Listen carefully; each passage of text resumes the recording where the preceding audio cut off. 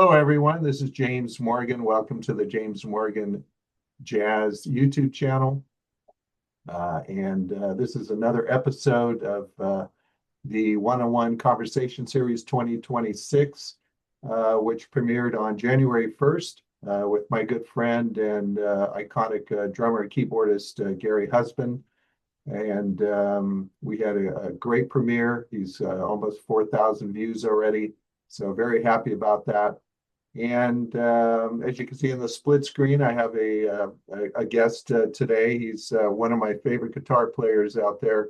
He's been around a while. He's a British guitarist, Chris Standring, and I'll be introducing him in a moment. But before that, I want to talk a little bit about why I'm doing the series. As everyone knows, the music landscape has changed over the last 10 years, especially with social media. There's a lot of guitar players and musicians in general that spend a lot of time on social media, just doing riffs, playing the backtrackings, imitating other guitarists like Alan Holdsworth and many others. You don't really see a lot of bands anymore. You don't see people going out and playing music in clubs like the seasoned players do. And really, I wanted to create this series to let these new upcoming musicians know there's an organic side to music they may want to explore. A lot of these musicians, you'll hear their journey from their youth to where they gain success and why they are where they are now, and that there's value in lugging your gear to clubs, improvising. That's where you find your voice on your instrument, playing with other musicians, creating a community around yourself, and so on. So I'm hoping if you stumble across this video that you'll get some value out of it. And I want to talk a little bit about my guest today. He was born in, I hope I get the names right, in Buckinghamshire, England, in the town of Aylesbury. I do know he was classically trained in one of the top music schools, the Royal College of Music in London. And I'm going to jump forward a little bit. He went on to write music, compose, and he was featured in over 20 live radio broadcasts on BBC, involved with a number of theatrical orchestras in London's West End Theatre District.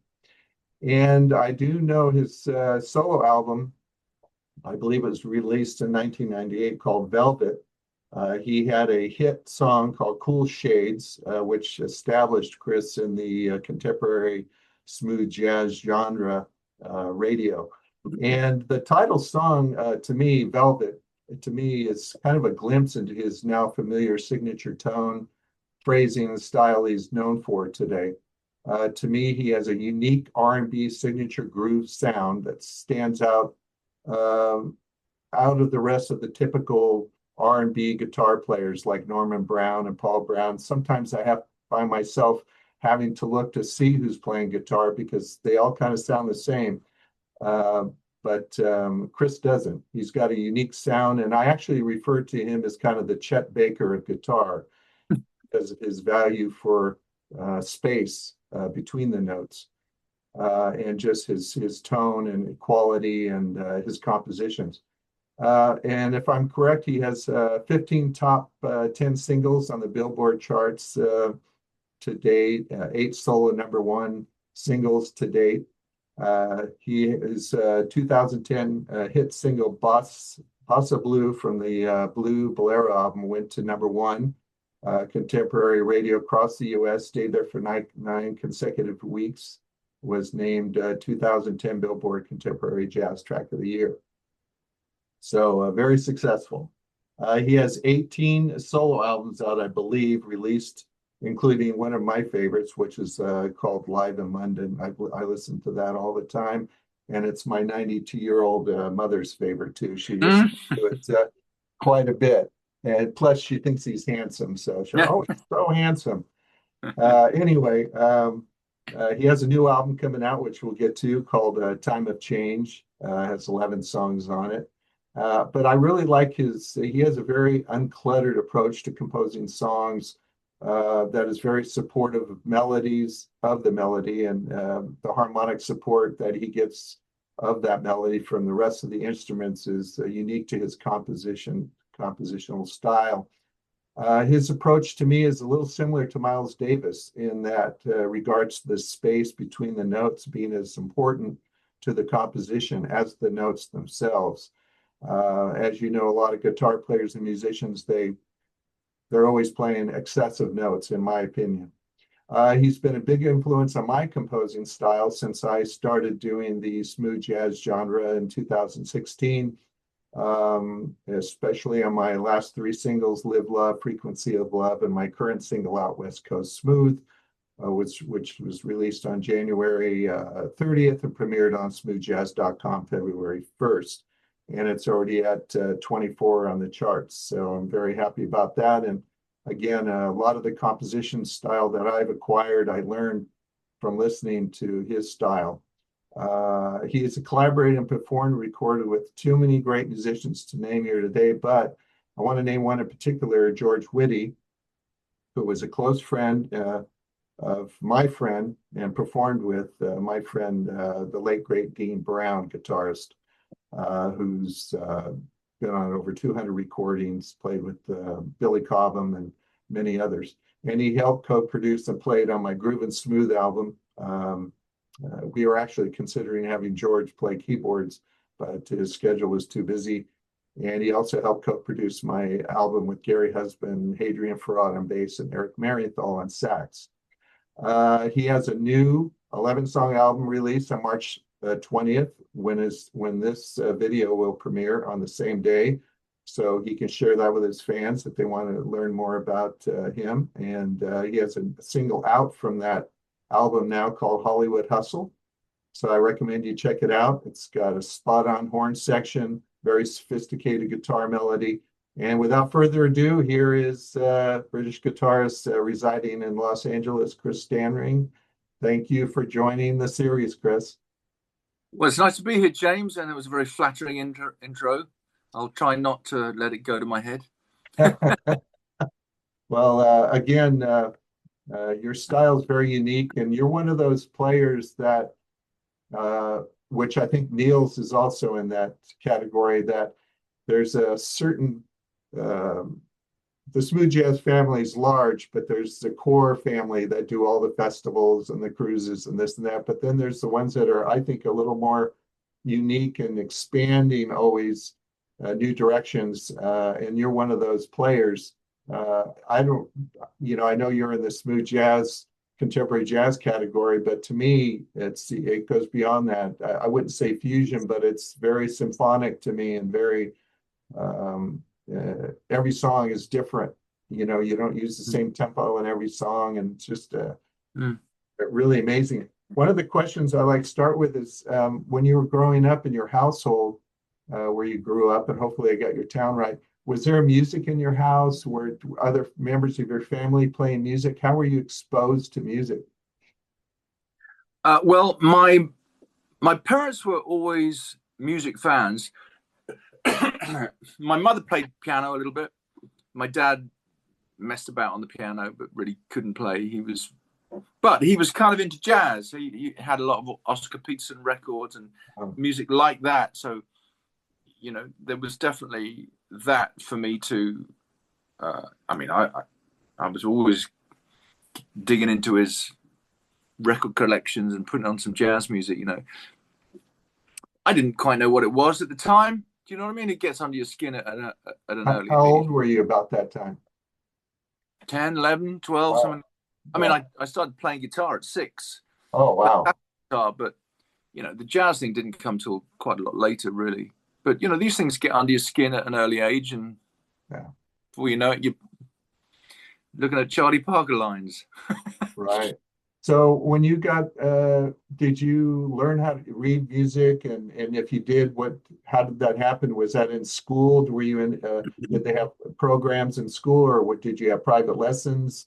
How did that? Well, I mean, when I played classical guitar at an early age, immediately there was music put in front of me, although I didn't really know what it meant. I mean, I I remember being very frustrated for many years, not really understanding what I was looking at.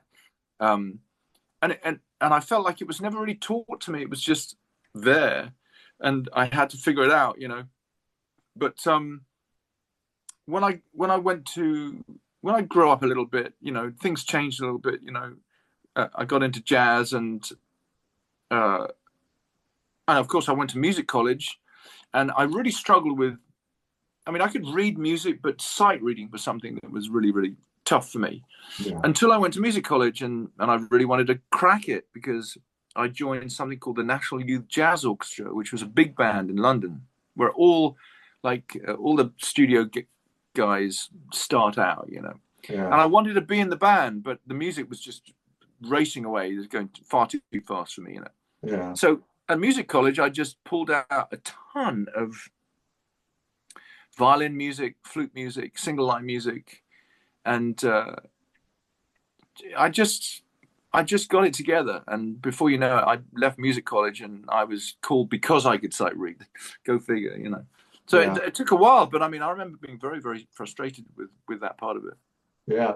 So you're in your 10, you're starting to play. So you were classical guitar was your main instrument.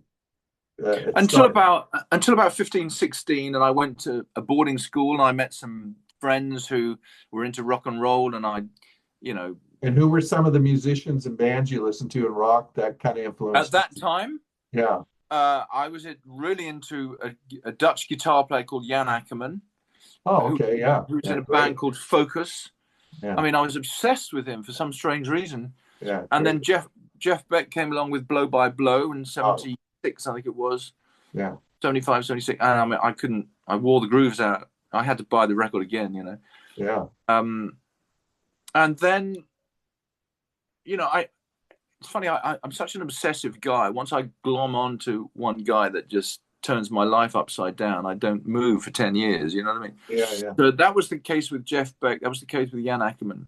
And then that was the case with Larry Carlton when I heard his first Warner Brothers album.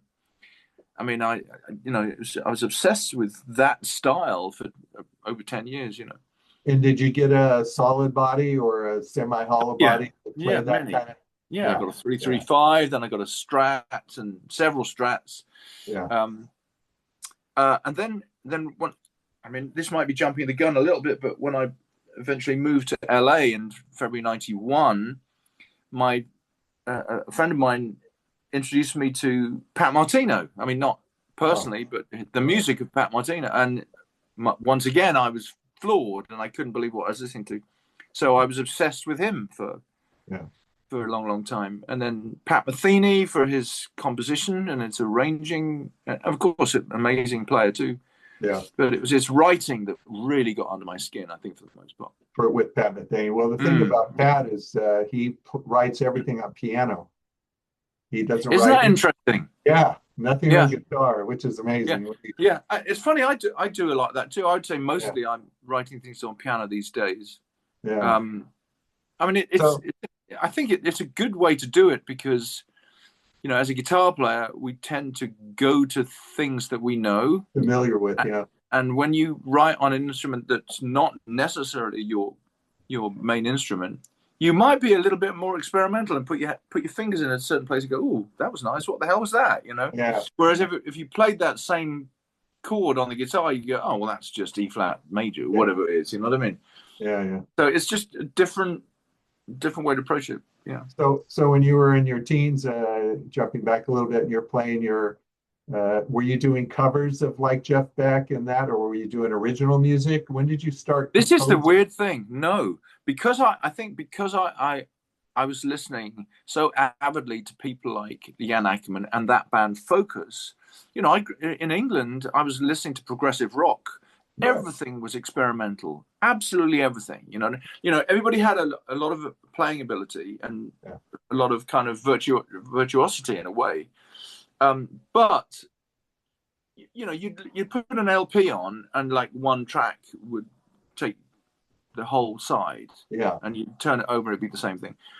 And so I was drawn to that experimentalness. You know what I mean? I wasn't you know, I mean, I just wasn't even into playing James Brown tunes at the time or anything like that. You know what I mean? You were more into like the jam band kind of experimental. Well, it wasn't even jam. It wasn't even, no, it was very structured. You know, it was progressive rock. I mean, but it was stuff you guys wrote yourselves. Yes. All very pretentious. Yeah, and certainly the music that I was writing was horribly pretentious and crap for the most part. This is in the 70s. Yeah. Yeah, because I was just learning. I was learning how to play the guitar. I was learning how to write. I find your voice. I don't think I was really putting in the hours learning composition. Right. But I was listening to what I loved, and I going, how do I do that? How do I do that? You know what I mean? So playing covers was not interesting to me. For some strange reason, I was just drawn to composition. You know. Yeah. Well, it's funny, out of default, because I play by ear. All my compositions over the last almost 50 years have always been, just playing by ear and creating out of that. But the 70s was a unique time for me as well. I think fusion was my thing when everyone else was listening to Grand Funk Railroad and Led Zeppelin and this and that. I was listening to Return to Forever and Motley Orchestra and 11th House, Larry Coryell, and I was playing songs off Stanley Clarke's album, learning it off the record. And then I took lessons from Bill Connors, living in Santa Cruz, and I was always into fusion, and I played fusion actually up until 2016 when I decided I wanted to do something I can make more money at, which is play weddings and clubs and conventions and things like that. But it was a great time when all that music came out. I think the time you're talking about, the 70s, was a very short time, but I think it really, especially for guitar players and bass players and even drummers, it just, every instrument became a solo instrument, and expanded.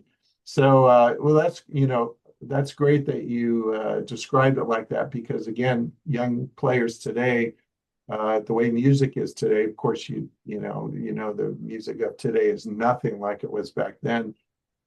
So experimental with Holdsworth and Bruford and all the great bands. So you're doing all that up until, and then you go to school, you get out of school, and then touch a little bit on the BBC thing and how you start maybe working with theatrical groups. And well, in London, certainly in the 80s, there was a couple of radio shows on BBC Radio 2, and in order to support live music at the time, they had Abbey Road Studios, Maida Vale there, all sorts of, studios related to the BBC, and they would support local music. And so they would invite bands that could play and write, to come into the studio and do a live radio broadcast. And when I say live, everything was recorded live. There's no overdubs. You literally played everything live. So it was down to how well you could arrange, and I brought in all sorts of, like 4 or 5 piece horn section and 4 singers, for instance, rhythm section. I mean, sometimes it was a big extravaganza, because they were paying for it. You know what I mean? Right. Everything was union. So, and I would get to play like 4 or 5 songs, or how many you could record in a 3-hour session. Oh, okay. And then that broadcast would be featured on these 1 or 2 radio shows, and it would be broadcast live, usually at 11 o'clock at night. Yeah. and the nice thing is, it introduced me to getting paid for writing and arranging. Well, I wasn't paid for writing and arranging because it was my thing, but I was paid for the session. Right. Everybody was paid for the session, plus a very nice royalty for every time it got played on national radio. Oh wow. So that was so I did quite a few, and they liked the fact that I was so meticulous about arrangement, so everything was organized, and I brought in the best guys I could find in London. I mean, I probably did 10 of them, maybe. I probably yeah, maybe I 10, read 12. I read 20, but Yeah, it could have been 20, but I don't think it was that much. I mean, some things get exaggerated over the years. I that's don't think it good. was that. Exaggeration's good. I like Yeah, exaggeration. yeah. But in fact, speaking of exaggeration, I always thought that that song Bossa Blue did go to #1 and stay there for 9 weeks because it seemed like it was there forever. Yeah. I looked up on ChatGPT recently and it said it was there for 3 weeks. So isn't it funny how these things get? I mean, it might be more than 3 weeks. I don't know how they would know. I don't know how Well, ChatGPT. there's articles. That's how you find out. Yeah. There's actual print that you can look up. Yeah. Yeah. Anyway, it was there for a few weeks. I know that. So and with the BBC thing, it sounds like you were prolific at what you did. You were able to organize, get everything together, arrange everybody for the song that you wanted to do. So it sounds like that was a good platform for you to hone your skills, working with others, composing music, arranging, putting all the pieces together to create good music. And that sounds like a great opportunity again. Oh yeah, I mean, I definitely took advantage of it. I mean, I remember one session I arranged "In the Stone" by Earth, Wind and Fire. I mean, I was like 27 years old. I don't know who I thought I was trying to be, but John Williams. I just wanted to transcribe it exactly. You know, all the horn parts and everything exactly, and I did it, and I've still got a recording of it, and it sounds fantastic. You know. Yeah. It was unbelievable. It was such a great opportunity for me to learn, and of course you hear it back in your face what you just wrote. That's what it is, you know. It's great. And so I'm sure your reputation or your who you were was it validates who you are in the music world, and so I'm sure that helped you get more work and stuff. Now you said you recorded live like that, and then they put it back. To this day, all my last 8 albums or 8 recordings, 5 albums and 3 singles were all recorded live in the studio, no overdub, because there's a magic there that you can't really get. Although when people hear my Soul in Time album I did with Gary and Hadrian, people think we recorded it together, which is a huge compliment. But again, a lot of people are recording remote, and I don't know if we'll talk about your newest album, how that was recorded. But so you're doing all that. From what point did you decide you wanted to come to the U.S., and what made you choose Los Angeles over New York, which is generally where everyone wants to go? You know, I think for 2 reasons actually. Firstly, musically, I didn't feel like I was a hardcore, straight-ahead jazz guitar player enough to survive in New York. I wasn't obsessed with that style of playing. You know what I mean? I was too interested in other things. I was interested in pop songwriting and studio work. I mean, I just knew that if I was a different type of jazz guitar player, I would go to New York. Right. But I wasn't that guy, and I wasn't terribly fond of New York. No. You know, it's a big cement jungle, a little bit too much like London for me, and I lived there for 10 years. Yeah. And I came over to LA for about 9 months on a kind of a, you know, sabbatical. What do you call it? It's like a gap year. You know what I mean? Yeah. You know, I got a job in a sandwich shop and delivering pizza. This is the 90s? Yeah, this would have been 1980, actually. This was... Oh, wow. Yeah, this is even right before I went to music college. So I did that for a year. And so LA kind of got under my skin a little bit. So by the time I did make the big move 10 years later, 11 years later, I'd already realized I wanted to kind of come home. You know what I mean? It was like it was feeling like home already. You know. And where did you live in LA when you were there in the 80s? What area? North Hollywood, Coldwater Canyon. Oh, which, funny enough, I'm still very close to. I mean, right around the corner. Yeah. So you found because LA again it's I know that there's back in those days, I don't know about now, but back in those days, a lot of session work, 80s and 90s. In the 80s is when digital drums came out, so there was a lot of recordings were using that, and Yeah. 3-inch tape was still being used, and all the things. And so you came back 10 years later, and how did you get yourself into the music scene? Did you start session work? Did you start You playing mean in clubs? Los Angeles? Yeah. How did you Yeah. make a name for yourself? And to that note, when did you along the way find your voice on your instrument where you knew you had this sound that you were comfortable with and you could compose with and that people recognize today? Right. Okay. Those are two really Yeah. big questions. So I Yeah. need to attack the first one, I think. So in order to get ensconced in the in LA a little bit, I had I did a few reconnaissance trips from London every year for about 4 or 5 years in the late 80s. Because, as I said, I had been here for a year or 9 months, and I knew it. I had some friends here, so I kept coming back, trying to figure out how to make something happen. And then I realized that nothing's really going to happen unless you commit and make the big move. So February 91, I was literally just organizing another reconnaissance trip. And I thought, this time I'm going to book some shows. And I knew people. I knew the owner at the Baked Potato, Oh, wow. a club called At My Place, Le Cafe, Bon Appetit. All these clubs are gone now. Do you But remember Hop Sings, by the way? what's it called? Hop Sings? No.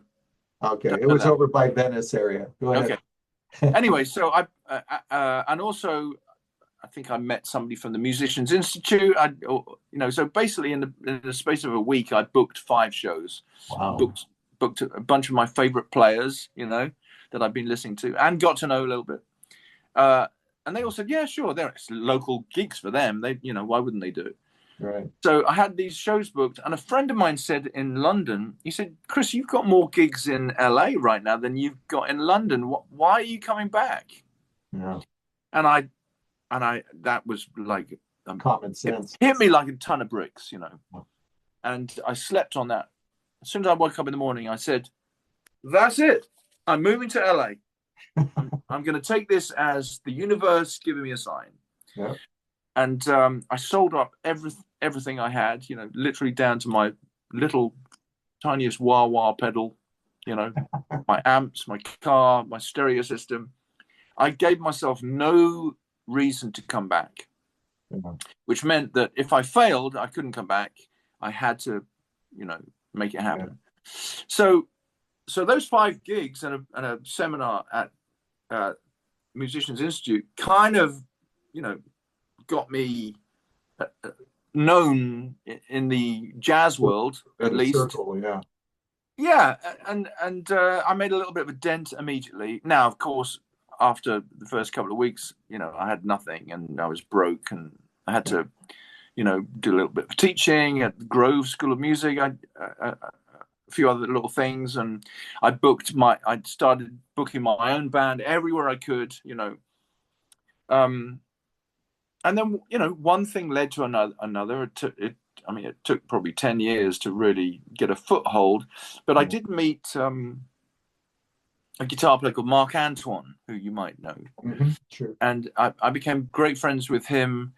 I didn't even know he played guitar really much. I, certainly didn't know anything about his music. And then one day we were just having a pizza on a Saturday night. He said, do you want to hear some of my music? I said, sure. So he played me a cassette of his songs, and they were fantastic. And he said, I've just been offered a deal with Mike Manieri's label in New York. I mean, I had no idea who was doing any of this. Anyway, so he got it. His record came out, and he said, Chris, do you want to come and do some gigs? And I need somebody to strum for me, Yeah. And I said, yeah, fine. What am I doing, So I ended up doing some shows with Mark. And that was in New York. No, that was here, actually. He was living here, but his deal was in New York. Oh, but great. Yeah. Anyway, so I got on this thing called the Guitars and Saxes Tour. in 1998, which featured Kirk Whalum, Rick Braun, Peter White, and Mark Anton. Wow. And I was in the backing band because Mark got me on that. Yeah. So I met all these other guys and ended up joining Rick's band, and I got Kirk and Rick to play on my first album. Wow. And because of that, I got a deal with Instinct Records in New York. And that's when Velvet came out. And I was kind of off to the races. I mean, it took quite a long time. Right. But it was evident that that was my path, and the phone immediately stopped ringing for any kind of sideman work. Right. And I wasn't really calling anybody else trying to get any, if the truth be told. Yeah. So then your sound. Yes. The other question. That I was kind of a fusion guitar player in the beginning. I was into people like Alan Holdsworth, Scott Henderson, Larry Carlton, Rittenhouse, Steve Luke. Not so much Al Di Meola, funnily enough, although I think he's an amazing guitar player. Yeah. Very aware of him, you know. Yeah. But I was into the kind of soulful fusion guys, if you will. You know what I mean? Mm-hmm. And I remember doing a show in Los Angeles. I remember it was a venue called Le Cafe, which no longer exists. Playing with a fabulous band, playing my music. 20 people in the audience, tiny club. Yeah. And I said to myself, while I was on stage, I said, if I was in the audience right now, listening to this, would I be enjoying it? Would I be having a good time? And the answer was no, I wouldn't. And that was it. That night, I decided to completely can my fusion group. Right. And just take as much time off as I need to regroup and figure out what the hell I should be doing, because it's not that. It's not that. And I think I also saw the writing on the wall a little bit. I felt like things were moving in a different direction a bit. Yeah. The acid jazz movement was coming up, and coming from England, I was very aware of it and very interested in it too. So I put this new project together with my good friend Rodney Lee, which was called Solar System, which ended up being an acid jazz project because we got so experimental. It was supposed to be about my solo album, but it was just too experimental. We had a horn section, we had some singers and a rapper. What did that have to do with me? You know what I mean? Anyway, so the record came out, and I realized I wanted to play with a clean sound. So, and I got a Benedetto guitar from. I was introduced to the company from a guy called Ron Eshte, who's a friend of mine, and they gave me a killer deal on this brand new, handmade Benedetto, which was a big clunky instrument, but I mean, played amazing for me. You know what I mean? Yeah. And it was a clean guitar sound. I had to literally relearn how to play because I was playing very somewhat legato, not totally, but I certainly wasn't picking every note with my right hand. Right. Anyway, so the whole art of playing an archtop jazz guitar is you've got to basically pick the note every time. And you're switching from a different gauge, very thin to very thick. Yeah. I mean, it's relearning everything. Yes, that's what happened to me too. I understand. Yeah, I literally I spent a year, probably more than that actually, learning how to play again. But as soon as I did, I started listening to all these guys like Wes Montgomery, George Benson, and Pat Martino. And I liked the sound that was coming out. And of course, I was a classical guitar player, so clean sound appealed to me very much, because I liked the fact that you could hear everything and it wasn't cluttered with distorted notes and things like that. Delay and all that. Yeah. So, and of course, I had grown up with this compositional and arranging fetish, Right. So that taught me about space and making way for a focused guitar sound to come through. Classical guitar is great for that. You really got to project So I think from my first album, Velvet, I had my tone in a somewhat of a primitive form. You know what I I mean? agree. Yeah. I mean, if you listen to that album, you listen to my new albums, you still know it's me. Yeah. But I was playing through a different amp and Yeah. different guitar, and it wasn't quite as good as I am now. Right. Well, yeah, and again, the song Velvet for me, I love that song. Yeah, It's just to me, the way you wait and then you come in and yeah, then you don't play for a little while and all that. It's just to me, you can see the glimpse of where you are now in yeah. that song, Well, that in the whole album, but that song for me. that particular song is a very DJ kind of a song with a bunch of samples, and Yeah. it was put together by a friend of mine called Dino Soldo, saxophone player, who wrote that. We wrote it together, but Yeah. he kind of put it together. It's very DJ kind of a Yeah. KCRW thing. I loved it because I was really into the acid jazz thing, so it really appealed to me. But yeah, I mean, that style of writing was the beginning for me of bringing in strings and horns and making sure everything's perfectly arranged, so there's this space for you, you know. Yeah. Yeah. Yeah. And of course, I think that the more albums I made, and the more I focused on that one clean guitar sound on every album, means that you're getting used to hearing me. Yeah. And I think that by the time I've made 5 or 6 albums, you recognize my sound, because we all have our thing that we do to a point, you know. I mean, so you get used to it. Yeah. Yeah. And I try to refine it, you know. Yeah. And I know, again, for me, your journey aligns with mine in so many ways. Sometimes when I was listening to Pat Metheny talk about how he doesn't eat the day he plays, you listen to these other musicians, you go, oh, I don't do that. I don't eat when I play, or I did this, or when I switched from playing fusion, which was what I loved.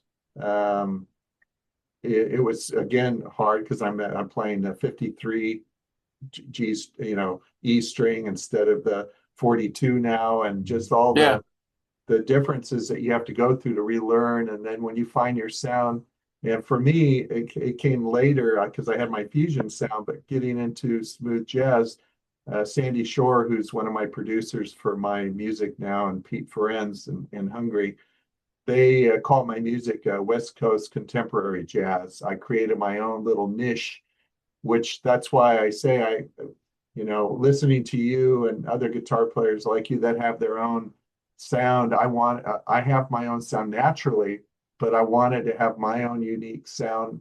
And I think once you have that, you get comfortable with it. And now all of the songs that I compose with that vibe, that I have. And I think it pays off in the long run, because then you find comfort in it.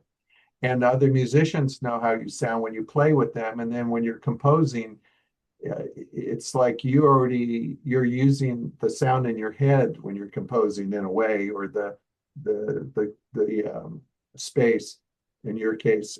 That's why I always compare you a lot to Chet Baker, because Chet Baker had that quality, Yeah, by the way, I'm a massive fan of Chet Baker. Yeah. I saw him live one time.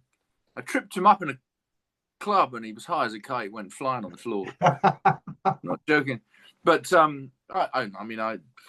Chet Baker's one of my favorite, and for that reason, So you have now. What is your creative process when you're composing? Like, do you do it off rhythm? Do you find a melody and write chords to it? Do you have chords and the melody? What's your just kind of? Is it the same every time, or does it change? No, and I don't want it to be the same every time, because I'm constantly trying to do things slightly different to get a different result. My favorite way of composing is very old school. I'll be sat at my backyard with an acoustic guitar and a piece of manuscript paper and a pencil, and of course an eraser, Yeah. and see what happens. And then as soon as I grab something, I'll write it down. I mean, generally, I've written a lot of music where I'll play a chord progression and I will literally sing a melody over it and go where it wants to take me. Right. And I figure that because I'm such a dreadful singer, that if it sounds good with me doing it that way, it's probably a good tune. Yeah. And also, there's something really good about something existing and sounding good in its minimalist form. Mm-hmm.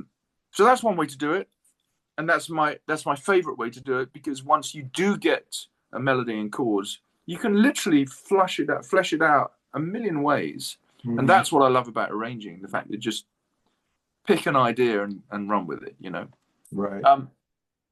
The other idea, the way I can write, is in my studio at the piano.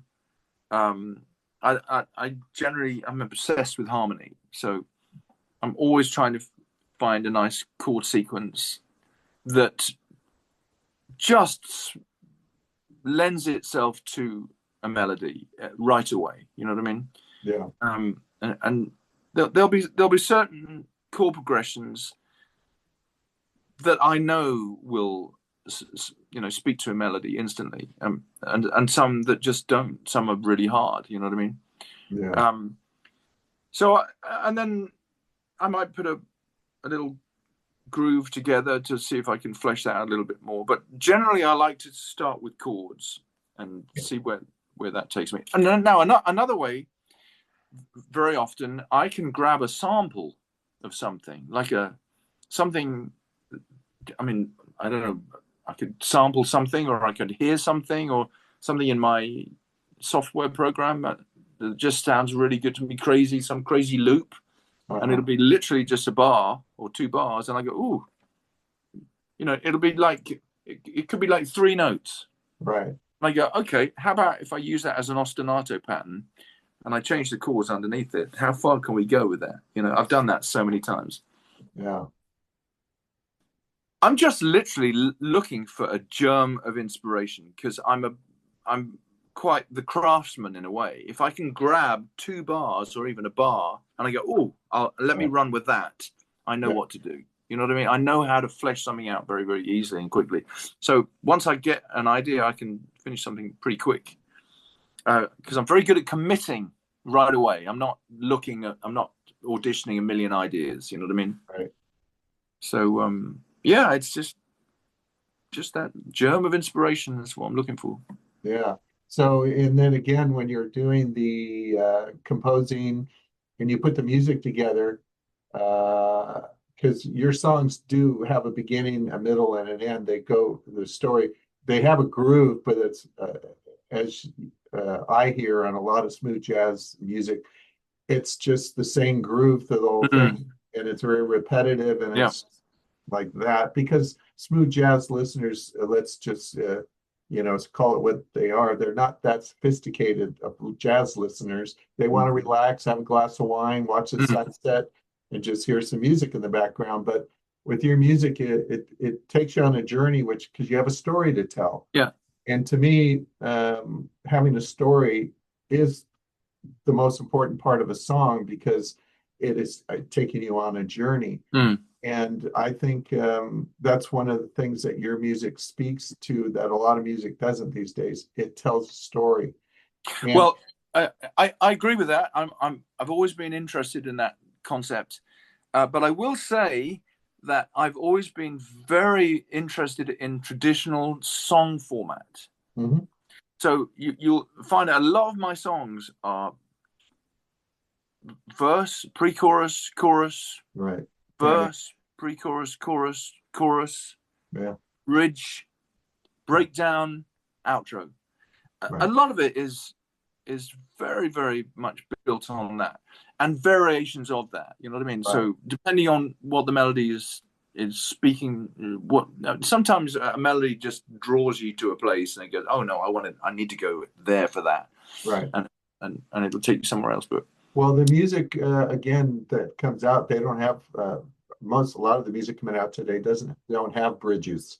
I always find that bridges are great and change because you want tension, release, transition to one place to the other. And again, you just described what your music does. And to me, I do that. I like having a bridge. I like having the chorus, the verse. It just feels it feels right, feels beautiful.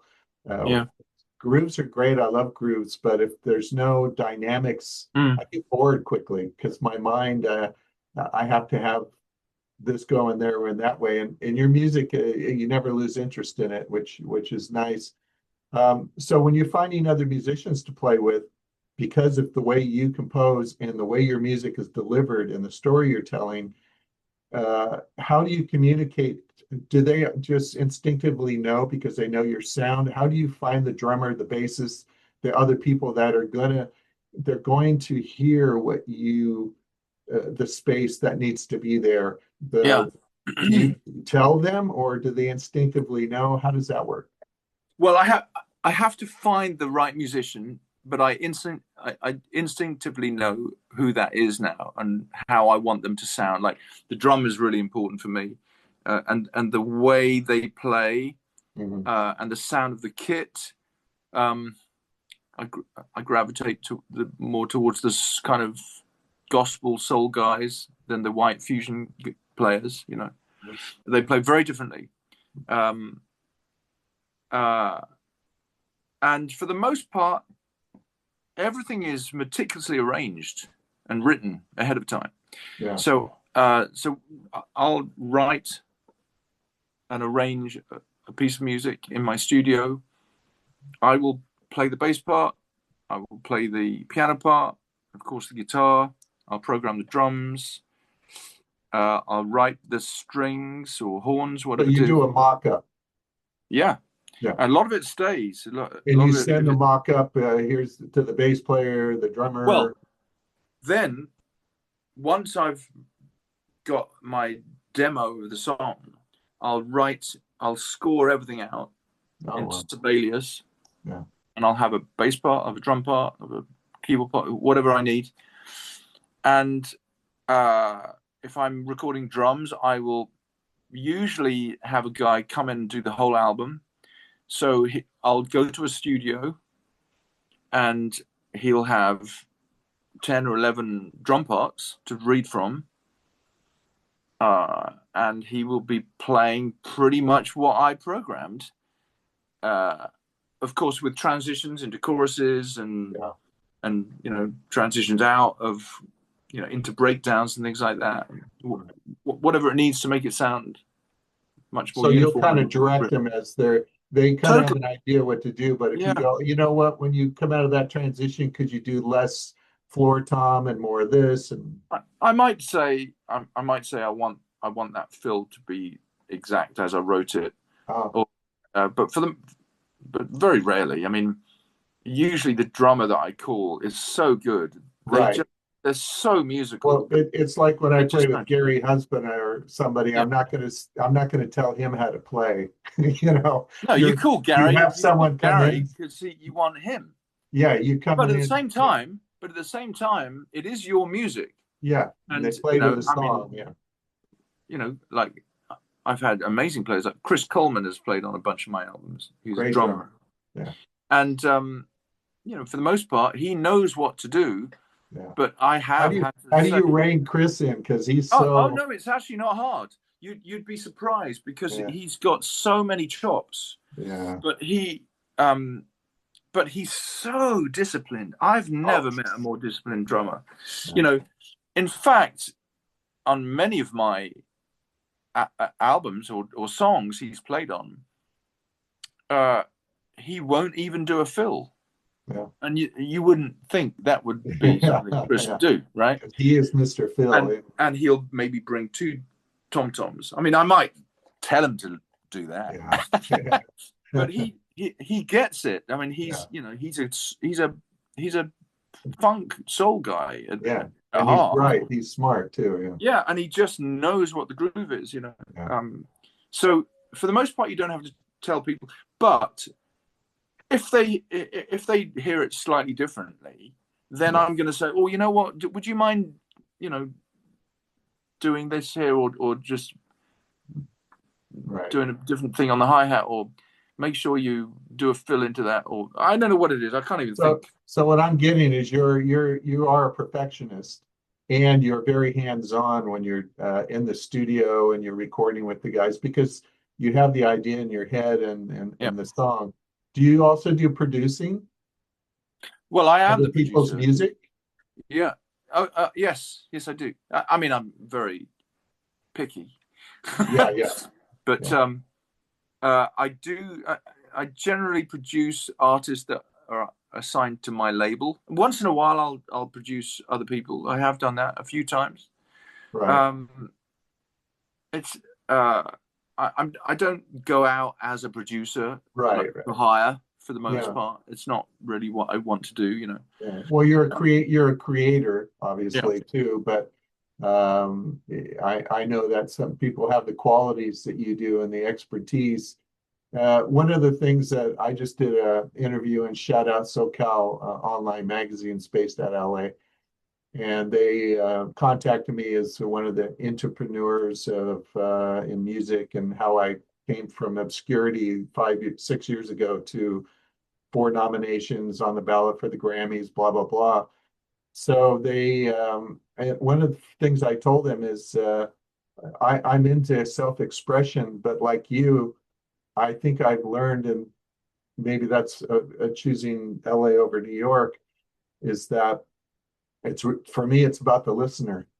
When you said, oh, if I was listening, would I enjoy that? And when I'm composing, I try to meld the two. Yeah, self-expression is great, but if you want to get exposure to a wide audience and all that, I think it's you're not catering to them, but you're communicating in a way that makes them feel they're a part of the music. You know, the beauty of it and the flow of it and the. Well, actually, let me just say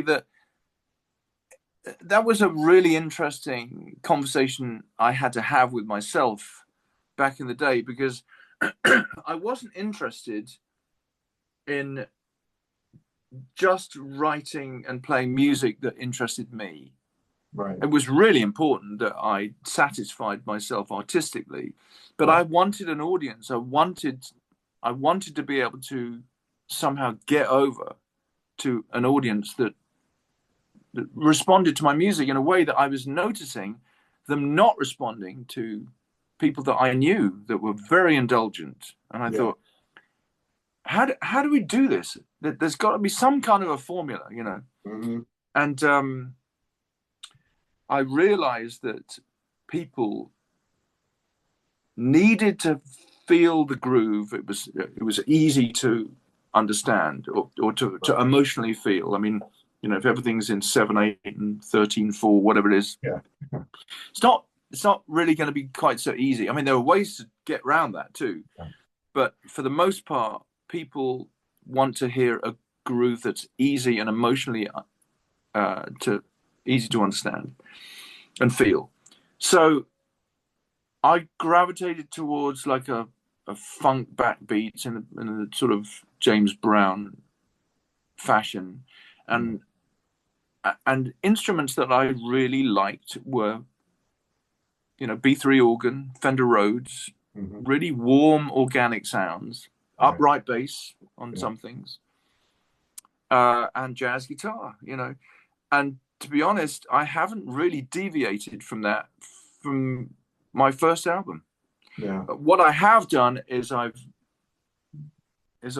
kind of enhanced my arranging compositional palette. So, for instance, I really got into orchestration and string writing. So that became more of a focus, and more recently, horn writing. You know, but that was the and the other thing was my clean guitar sound was very palatable to people. And what was really important to me was harmony. So let's say you take a very simple melody. There's a million ways you can harmonize it, and for the most part, people don't really hear harmony, you know, unless you are a musician. So I thought I could have fun with that for me. That could get me off as an artist. Yeah. And the groove side of it and the melody would be something that that emotionally the listener could get. So that became kind of my formula for getting over to an audience, and it worked for me as well. Yeah. You know what I mean? And it's I've stuck with it really. Yeah. So what have you ever considered doing movie soundtrack, or have you worked in any of that? Because your music could, I mean, Yeah. Live in London to me could be in a movie. Mm. You know, Well, also, if you listen to an album called Blue Bolero, that was a very that too album. And to be honest, James, I came to this town in '91 thinking that I would be a film composer. Oh, there you go. Because I've always been fascinated with it, and the music that I like is very cinematic, you know. Yeah. And yeah. Have you worked in that kind of field? No, I haven't. You should. Well, the thing is, now if a director, if I got to know a director and he said, "Look, Chris, I'd love to have you score my movie," I would probably say, "Let's do it. Let's do it." And I'd probably be very good at it. I'm pretty sure I would be, because I'm kind of a visual guy too. So you know, even in the music that I'm writing, I can visualize what's going on very often. Right. Well, even with the fact that you have UCLA there and you have theatrical production schools and things, even just I would think for me, if I had your talent for orchestrating everything and all the things that you do, you could even contact younger upcoming filmmakers and just to kind of get your music out there. Maybe that somebody else sees. And right. The thing is, I'm really busy. Yeah. I'm really, really busy. And I don't really have time to put my 10,000 hours into that side of the business. Yeah. So that's why I say, if somebody called me and said, "Look, you know, do you want to work?" I'm surprised they haven't. That's my. Well, it might happen. I mean, I'm getting up in years. Yeah. You know, I'm not holding breath. You never know when it can happen. I'm a late bloomer. I'm 68. My career really didn't take off until 2020. But let's also too with your new album. What was the inspiration for this latest album? If you could kind of go over that, the idea of that, and what you want listeners to get out of it emotionally, or the message you want. And the title, Time of Change. Where did all this come from? Well, the narrative is nostalgia. That's the theme of the album. And it's all to do with the fact that you get to this age. I mean, we're not that far apart in years. I'm 65. Yeah. You get to this age and you start looking back and going, "Oh, what have I done?" You know, or when were the good years? When were the glory years? You know, the golden years. Where were they? And are they now? You know, and you just start to look back at your time and in life, and you get very what's the word? Nostalgic. Well, yeah, reminiscent. Very nostalgic. You start to reminisce, and I just. And also, I got married a couple of years ago, and we're trying to move. So there's that change, and so it's just really a kind of a retrospective of my life, to be honest, with this album. And every track on the album has got a nostalgic feel to me. Well, certainly Erica, my wife, feels that way too. You know, if you listen to, there's a track called "All the Good Times," which is kind of got an Earth, Wind and Fire feel. It just takes me back to, you know, 1976, you know. And also the other thing about this album that I really am proud of is every single track stands up on its own if you just wanted to play the guitar on its own and play melody. You know what I mean? It's like it doesn't need all this production. It's like the ear candy. Yeah, you could literally play every single track just with acoustic guitar, or, you know, and a melody. Yeah. So that was a first for me. I haven't done that in a long time, you know. Right. Now I know that a lot of Bob James and Jimmy Haslip and other musicians are who do produce other musicians and bands. And I've talked to them in interviews. One of the things they say is the attention span is so short now for a lot of listeners because of streaming and things like that. Yeah.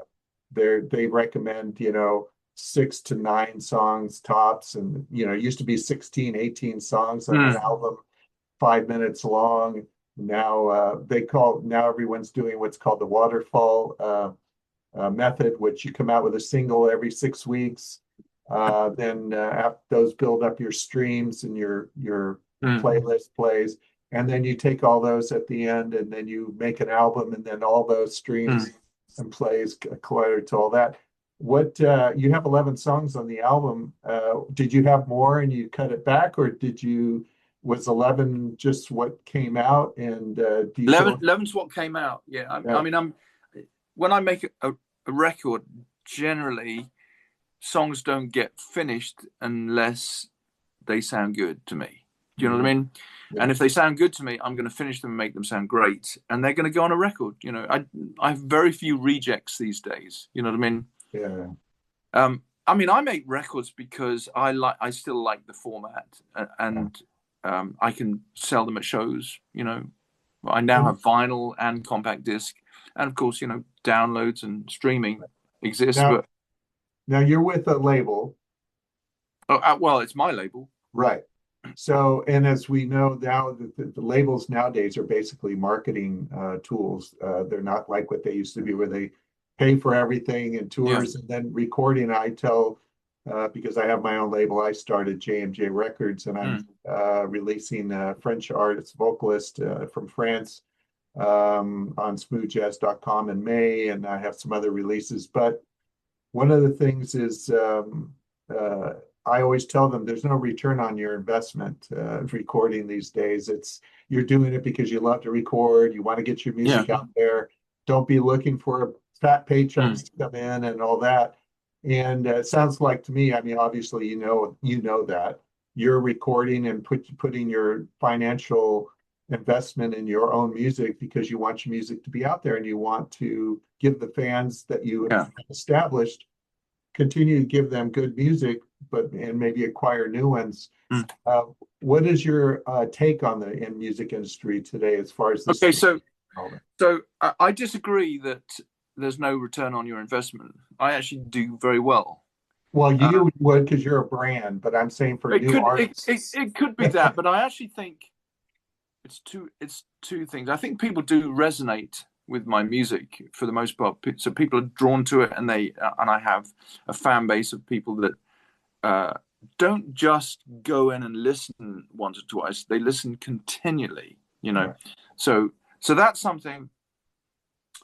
But also, I have had my own record company since 2008, and unlike most other artists my age and up who didn't do that, they are more reliant on touring in order to make their money, whereas I took care of business back then and made sure that all the money came to me. Right. So everything's fine. I mean, to me, one of the reasons I keep making records is, well, firstly, I want to, but it's a way of keeping the back catalogue alive. And you have an income stream that's continuing. Always. Yeah. But my point, and I failed to say, is the young artists that are coming out don't have. Oh, that's a whole other thing. That's what I'm saying. I mean, you're a brand. You're probably getting hundreds of thousands of streams on Spotify a month. They're getting maybe 300. Yeah. No, I think for a new artist, it's a tough time. But again, it's a time for people to really. It's the men have got to be separated from the boys. You know what I mean? It's like if what are you going to just rehash something that we've heard a million times? Why should anybody listen to it? Right. And I do think that, dare I say, that a lot of the smooth jazz stuff is horribly repetitive and I agree. But I mean, we're not necessarily just talking about that genre. I mean, Right. even the pop world, Of course. Yeah, yeah. it's like you've got to come through and you know Right. show us. You got to change the world because Right. we've got a world that needs changing musically. You know what I mean? Yeah. Yeah. So I can't really be too Well, you're sympathetic to people who have not studied a damn thing for a start. You know what I mean? right. Who expect to become pop stars and they haven't put their hours in and Well, learn how. You know. again, you're a brand, and Mm. that's why a lot of the people that I'm interviewing are, and Yeah. they have that established income stream from the royalties and the streaming and all the things, Mm. and there's a generation of you players like yourself that started in the smooth jazz, started it actually back in the 90s Yeah. when it was really big, and Yeah. I talked to Sandy Shore, who's, CEO of smoothjazz.com, Hmm. for those that don't know that are viewing. And you guys were part of that whole thing. Now, when I came into it in 2020, that was a good time for me because again, it got quiet. Yeah. And I was able to step through a door where everyone was kind of silent for a while. Mm. If I would have just came as the machine is running, probably wouldn't have attained the success that I've had. But it takes a lot of work, as you know. Yeah. For me, for the last 5 years, what I found I've had to do is when the charts come out on a Monday, I send emails to all the programmers and DJs thanking them for adding me, and those that Mm. did asking them. And I did that for 4 years in a row, every Tuesday, never missed a week, Mm. because it takes that kind of work. But guys like you that are a brand and you have your sound and you have a catalog of music out, it's not that you can rest on your laurels, but you can just kind of keep adding to it. And you're very Well, fortunate. I pay a company to do that. Yeah, but you're very fortunate, and the new players that I see now, and part of the reason you know, I think what you just said, all this part of the conversation is important to that. They know it's really tough for them Yeah. because, for instance, Niels, who has a song, Pacific Coast Highway, is the most played smooth jazz song in history, over, Is that 80 right? million, yeah, 80 Wow. million plays. No one will ever catch him because there's no radio anymore. Yeah. See? That's interesting. I had no idea about that. Good for him. Yeah. So there's all these what has been, and now there's now, and I think um, I'm hoping that it'll be cyclic and come back, to the next thing. Now, you mentioned touring. I know a lot of players, when they tour, they'll tell me that sometimes don't even break even because with the hotel costs and this and that and the other. Do you prefer, if you had to choose one, would you prefer touring and playing live or in the studio? Oh, if I had to choose, Yeah, I think I know the answer, but go yeah. ahead. Well, I think if you'd asked me this 20 years ago, I'd probably say something Live, different. I'd probably say live. But at this stage of my life, recording. uh, I'm really enjoying being at home. I knew you'd say that because Yeah, that's how I'm yeah. kind of transitioning Well, into that. traveling becomes tough as you Yeah, get older. yeah. It's just more challenging. I mean, I'm And still you're doing married it. now, and you're married Yeah, now too. I yeah. One of my primary bass player, Nathan Brown, who plays the Coco Montoya a lot, he tours away sometimes for 2, 3 months. And you have to think about when you do go on tour, what about the spouse? How Well, you actually, I'll tell you, my wife comes with me yeah. because she's becoming integral to my business these days. Oh, Um, that's great. well, Yeah. actually, for two reasons. Firstly, because she is quite the business lady herself, and she helps me sell merch, Right. But secondly, and I have not announced this to anybody yet, but we are about to start a new TV show, Oh, um, wow. and it's called Love, Miles, and Music, and it's about us being on the road together. And Oh, so it's about us, our life on the road together, and what we experience, and it's all right. filmed.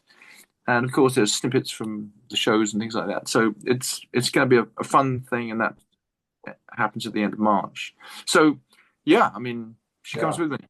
Well, when you, if you get the date when that's going to come out, let me know. I'll post it underneath this video.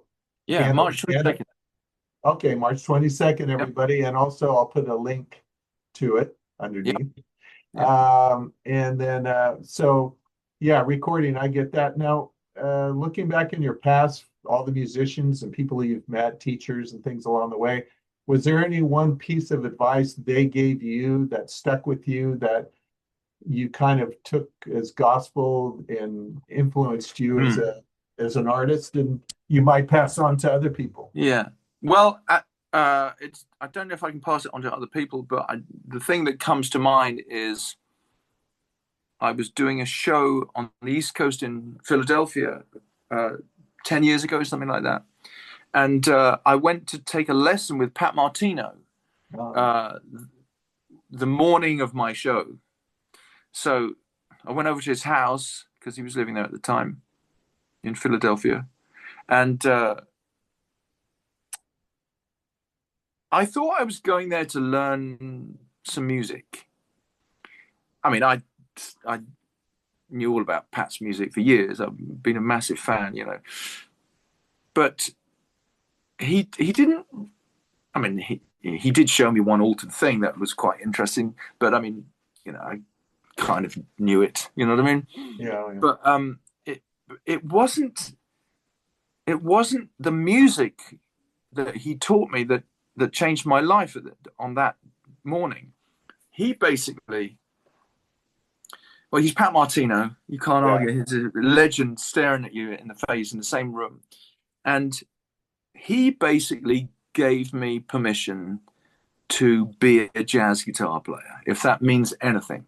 Like, for instance, I grew up in London where I was playing rock and roll guitar, different instruments, studio guitar, this, that, and the other, in a world where jazz was kind of a bad word to band around because nobody really wanted to hire jazz musicians because you had to be able to play like this and had to look like this. And it was all very silly. But I was still playing Strats, you know, and I hadn't really committed to playing that one clean, focused jazz guitar thing. When I took that lesson with Pat, I thought, I need to be him. I need to be you. I need to be my version of you, which is a jazz guitar player and own it. You know what I mean? He's made a living doing it, and there's plenty of other people that have too. So throw that Strat away, you know. This is be who you are, be who you want to be. No excuses, and be proud of it. That's what I got from him, and it changed my life. I couldn't believe that it had that profound effect. And not only that, he came to my show that night, which was really fun. Yeah, it was great. Now, was it something he said, or was it just the way he was? No, it was just his very being, what emanated from him, the fact that he'd lived and breathed this music since the 60s, you know. And he knew who he was. That was the point. And I thought, I need to know who I am and own it, you know. Well, one of the things I learned as an artist is that music is it's intangible. It's notes are floating in space. We don't see them. We don't. They're not something you can just grab physically.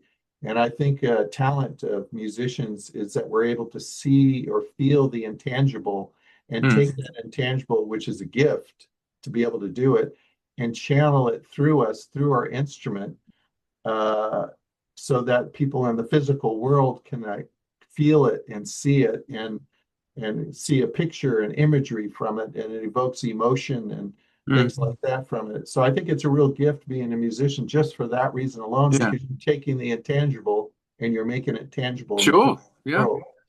So when on your new album, what do you want people to feel from it when they listen to it? I know for you it's nostalgia and this and that, but what do you want? I want them to feel what they feel, you know, and they will feel what they feel. I don't need to tell them. I mean, all I can do is be proud of what I've done and give it to them, and hopefully they'll like it. I mean, it's not deep, I'm afraid. And then I know your father recently passed away. He did, yeah. Yeah. And so and he got to see your career and watch you and to a point. I mean, yeah. he lived in England for all those years, and I've been here, but he would come to shows when I went back to London, and was he, I mean, that must have been something because I know my 92-year-old mother lives with me. I take care of her, and oh wow. And she loves my music. Every time I come out with a single, oh, it's the best single, best song yet, Of course. blah, blah, blah. Yeah, it's like, thanks, Mom, Yeah. But it doesn't pay the bills. No, I'm kidding. Mm-hmm. But, that's great that you had your father, and I don't know, your mother, that they got to watch your success and you're doing something you love. As you know, people always say when you do something you love, you're not really working. And that's great. You have a partner in life, a love in life that is with you and joining you. I just recently met someone over about a year ago. She lives in France and comes over every 5 months, and she's a vocalist. And I'm going to be producing a couple of her songs with her. One, Daybreak, which is a song she'll be doing. I'll be releasing Smooth Jazz, but she's more of a crooner. And sings that kind of music. And it's nice to have that, and not just the love and the understanding of each other and the things you go through in a relationship, but to have that music thing to share. Which sounds like you're able to, maybe not the music wise, but in the music world, So that must be nice. Oh yeah, I mean, Erica, my wife, she's a massive music fan. Yeah. Now, if you could choose any career other than what you ended up doing, it could be a Formula One driver, like Gary said he would, or one told me they'd love to be a bus driver because they like the big steering wheel. What career do you think you enjoy doing? I think it would be something in the creative arts, because I'm immensely creative. I have to create, but sometimes I'm just as happy doing something creative, not music. For instance, this TV show that we're doing, we're sharing the editing. She's a great editor as well, and I'm auditioning these new software programs, and I get in there and I get obsessive, and I'm good at it. So I mean, I could do something like that. You know what I mean? Yeah. But I'm not very service oriented. Do you know what I mean? So for instance, like, could I be a video editor or a chef? No, because I'm too entrepreneurial. I would have to own the restaurant. You know what I mean? Yeah. I would have to make the movie. Right. That's maybe a movie director. I was going to say you might have been a great movie director. Yeah. I could see that because you're able to take see the big picture, take all the pieces, put them together. And obviously, this film thing you're doing is a mini version of that. Yeah, so. Totally. Yeah. I'm having so much fun doing it. Yeah. I mean, it's difficult to even answer that question, isn't it? Because I've never done anything else.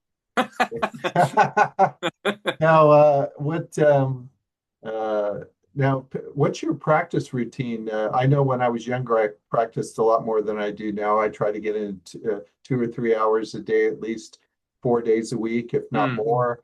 Do you, when you're on the road, do you practice the way you do at home? Do you still do you have a routine, or just do it when you can? And when you are you working on music rather than scales? And well, it's not as easy as it used to be because I'm so busy doing different things. Right. But generally, when I have a flurry of shows coming up, I'm practicing, and I mean, I want to be at the top of my game before I hit the stage. Yeah. And I find that if I don't play a lot, I don't get to where I need to be, so I can hear things and execute them as well as I want to. So I tend to practice a lot, and practice for me, can be playing through my songs as much as anything. But a lot of it is working on new vocabulary ideas to play on changes and things like that. Yeah. So I tend not to do anything else when I'm practicing. I mean, for years, all I do is work on vocabulary and new lines and new ideas to work into my playing. Because I don't want to. Do you backtracks and play to them, or do you just play without a backtrack when you're practicing, preparing for a show? I have tons of backing tracks I play to at home. Yeah, I can do that, or just my TV tracks to my albums, and I just just isolate the solo bits and just if I can get it right. Right. Yeah, I just purchased a new. They call it. It's like a giant iPhone. It's called Lava recording studio, and it's about has an 18-inch screen or a 13-inch screen. It's about this big, and you don't need the software to plug into your computer and all that stuff. It's all in a box now. And I was one of the few new people to get it. It just came on the market. It's called Lava Recording. Check it out. It's very cool. It's very cool. You can actually take songs, any song from anywhere, and put it in there, and it'll take all the stems and separate them, so you can take out things and add things. And I'm just getting into the home recording thing myself, because I've always liked, again, recording live in the studio, and I'm old school and old. But and so now, what is the gear you use, the amp that you prefer now, and do you use pedals and anything that you want to share with people that listen to your sound? And what is your preferred guitar now? And if you have one nearby, if you wanted to show. Okay, well, I've been playing these guitars. This is a Benedetto Bambino custom model. And how much do those cost? I think a guitar like this would run about 10,000. This is a beautiful instrument. I mean, I've been playing this for the last 2 or 3 years, and it's hands down the best guitar I've ever played. Wow. And I keep saying it's the only one I'll ever need. We'll see about that.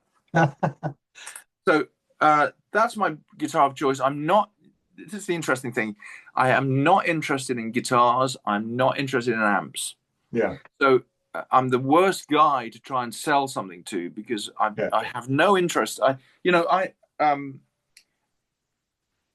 Guitars are tools for me. You know, if I want to get a beautiful classical guitar sound, I want a beautiful classical guitar. Right. I just need one of them to do that. You know. And what about your jazz guitars? Cabinet? You don't have a preference for a cabinet or amp that you found? Yes, I do. I'm getting to that. Oh. Yeah. Oh, okay. So my here at my studio at my house, I play through Acoustic Image amps. I've got an Acoustic Image Claris 2R, which is quite old actually. I've had it for years, and sometimes I bring it to shows, but I just usually have them rent Fender Twins for me when I'm on the road. Right. And it's a lot easier, and I'm used to them, and it's fine, you know. But in a perfect world, I'd play this. Yeah. I've got 2 Razor's Edge 12-inch cabinets that I run with it, which sound good here. I mean, I wouldn't want to use those live in a bigger situation. I mean, little clubs are fine. Do you use a little reverb or a little delay? Yes, I have a tiny pedal board, just like this big. And it's got a TC Electronic Hall of Fame reverb, which I really like. Wow. It's got a little mini digital delay. I like a little delay, tiny bit. It's got a little tuner on it. It's got a mini wah-wah pedal, and it's got a little envelope follower, which I hardly ever use, but I quite like it once in a while, you know. I think that's all. That's all I've got on that pedal board. It's like 5 things.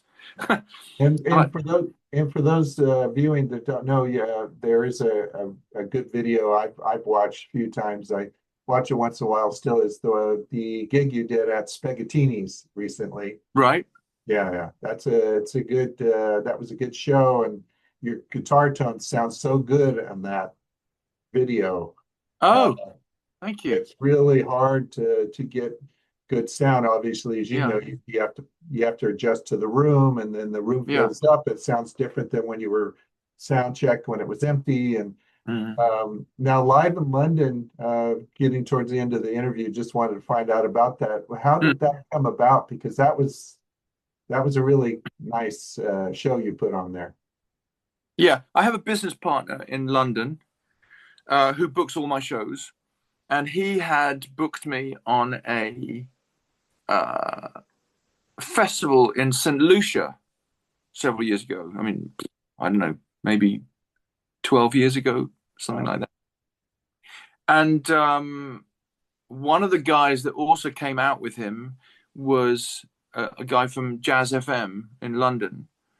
And we were just all sitting at a bar in the afternoon one day talking about, both of them came up with this idea that I should do a live album. And I thought, yeah, this is what you say at a bar in St. Lucia. You know what I mean? Nobody's going to take any of this nonsense seriously, you know. And he said, oh, we should not only do a live album, but we should video the whole thing, record it. It should be a live album, and everybody in the audience should be wearing headphones like Snarky Puppy, you know. Yeah. And I thought, yeah, great, yeah, of course we should. And damn it if they didn't go back to London and make that happen. Wow. And it was a massive project. I mean, apparently 48 people were involved in pulling that thing off. We did it at Cadogan Hall in Chelsea. We had a 8-piece string section, rhythm section, and a harpist. Was a no, a harpist wasn't there. That was later. And the whole thing was videoed and recorded. And I mean, it was really scary for me because I thought, you know, you want to do a live album and it's going to be videoed as well, the whole thing. Yeah. And I have to like it. You know, it's like I have to accept what comes out that night. It's like, what if it doesn't sound good? Yeah. Scary. You know what I mean? Sure. So anyway, I put together 8 concerts. The final show being the one that was recorded. And so the 7 shows before we did back to back. And I thought, okay, let's get this band in ship shape. So by the time we come to do this album, it's a no-brainer. Right. And that's what we did. And the final night was the band was on fire. Yeah. Drummers. I mean, it was a really difficult album to mix because it was a very loud, boomy room, perfect for opera or classical guitar, for instance. But a whole band with, you know, it became tricky, but we did it, and it sounded good. Yeah. Well, the thing that I get from you too that I've learned today, because I'm not knowing you, is that you're a risk taker, and you always like to keep pushing yourself in new directions. And to me, that's inspiring, again, to not just an older musician like myself, but I would think to younger musicians, because you have to take risks. And I know that when I was doing the Ghost Jazz Trio, or a band, actually dialogue project before I got into the smooth jazz, we were just getting there. We were doing 40 shows a year. Things were rolling along, and I said, you know what? I don't want to do this. I want to do this. Like you said, after Pat Martino, you just wanted to, and that's what I did. And you have to take risks in life, because getting married, all that stuff, it's all risks, everything. I mean, I will say that it's risk taking has been somewhat easy for me in the past, because I get very bored with things I'm doing. Like, I can't just make a record, and if it sounds like anything I've done before, it's like, I've got to play it. I've got to live with this, you know. Yeah. So moving forward uncomfortably is not that difficult, unless I'm too uncomfortable, you know. I could be tested. But for things like making a live album, that's all part of being a musician. If you can't step up to that plate, then what are you doing? You know? Right. And again, I don't know if I'd do it again. Yeah. Well, again, to younger musicians, it's for me practicing and honing your skills and constantly playing. For me, it's about being ready for those moments. Yeah. Because you don't know when the opportunity. When I recorded my Groove and Smooth album,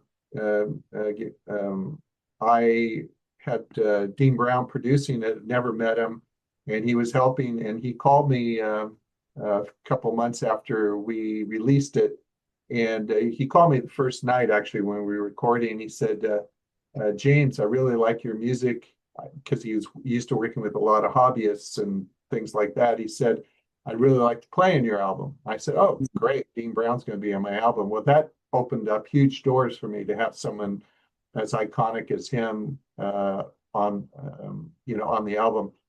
But about 3 months after we recorded it, he called me and said, what were those songs you were playing in the studio while we were mixing? And I go, oh, just some fusion songs, some stuff I wrote in the 90s and other stuff. He goes, it's beautiful stuff. You should record it. And I go, oh, okay.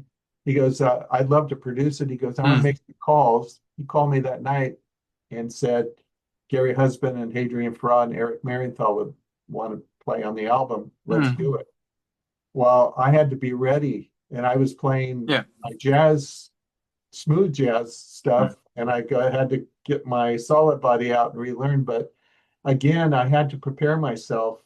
You have to constantly be playing because you don't know when those opportunities. That's right. You got to get ready.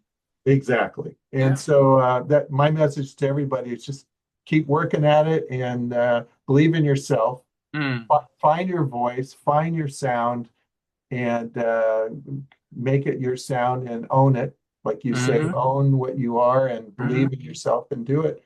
And I really appreciate you being on this series. It was absolutely great to learn about your life and your musical journey. And I'm looking forward to releasing this on the same day that your new album comes out. Yeah. So where can people find you? Let them know that are watching, and I'll post all the links down below too. ChrisStandring.com. That's my website. And I'm on Facebook at Standring C. Instagram. Yeah. All the usual suspects. And you have a YouTube channel? I have a YouTube channel. Yes, I have And it's Chris Standring YouTube channel? I think it's just Chris Standring Music. Okay. All right. Okay. And again, I'll put all that below. This will release. I'll send you the link. And then I'm going to finish. I'll push pause on the recording, and then we can say our goodbyes off video. But again, I want to thank you for being on here. It's really great. Absolutely. Thank you, James. It's been a pleasure. All right.